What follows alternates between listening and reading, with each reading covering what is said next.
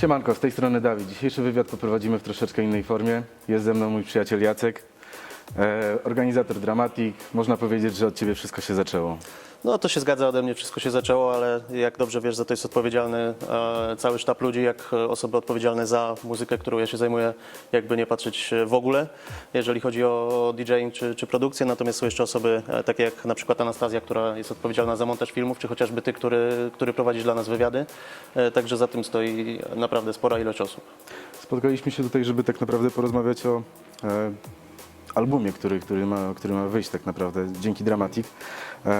Skąd to się wzięło? Skąd się wziął w ogóle pomysł na to? Sam pomysł na album powstał praktycznie 3 lata temu, kiedy zaczynaliśmy działalność jako Dramatic, natomiast wtedy mieliśmy, że tak to ujmę, za dużo mleka pod nosem i za mały warsztat, żeby jakkolwiek działać, natomiast odrobiliśmy trochę lekcji i teraz możemy zacząć to realizować. Praktycznie zaczęliśmy to robić na początku roku, no i jakoś powoli się To jest to zaangażowany.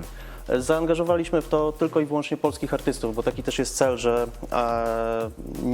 ja nie widziałem osobiście za bardzo możliwości na polskim rynku wśród labeli, które by dawały polskim producentom możliwość wydawania muzyki drum and bass. Stąd też chcieliśmy to umożliwić, jako że wychodzi to na razie całkiem dobrze, także czuliśmy się zobowiązani, żeby dać taką możliwość. A jaki jest cel, dla którego powstaje ten cały album?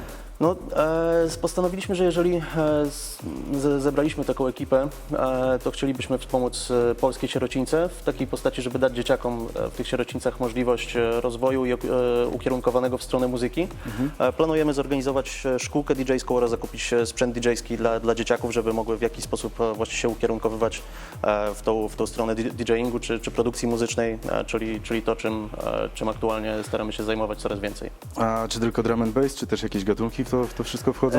Na początku myśleliśmy, że to będzie tylko drum and bass, natomiast rozwinęliśmy to o tyle, że są gatunki również troszeczkę poboczne. Na albumie są kawałki nawet half-stepowo, dubstepowe.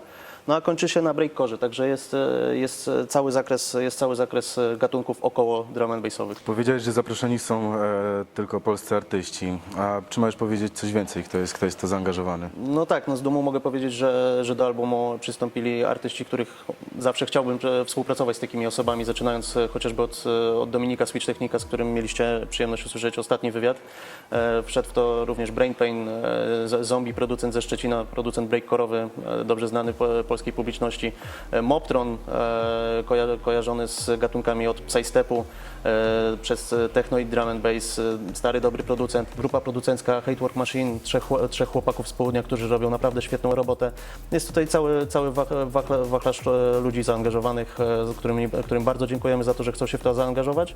Jestem przekonany, że wybraliśmy najlepsze osoby na rynku polskim. Być może kogoś pominęliśmy, natomiast no, nie zawsze da się zaangażować wszystkie osoby, które byśmy chcieli. A jakie są dalsze kroki związane z powstawaniem tego albumu? No, na ten moment mamy praktycznie skończoną część masteringową albumu, czyli dopasowanie całej części tej związanej z dźwiękiem, żeby to w produkcie docelowym wyglądało tak, jak chcemy.